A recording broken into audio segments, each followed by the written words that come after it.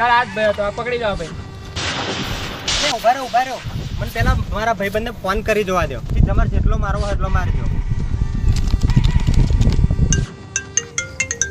Hello બોલ. Hello Kalpesh, કઈ બોલ્યા? મારે થોડીક મેટર થઈ જઈ છે, અહીં ડેમ ઉપર આવી જા ને યાર. માં બૈરું ના પાડા.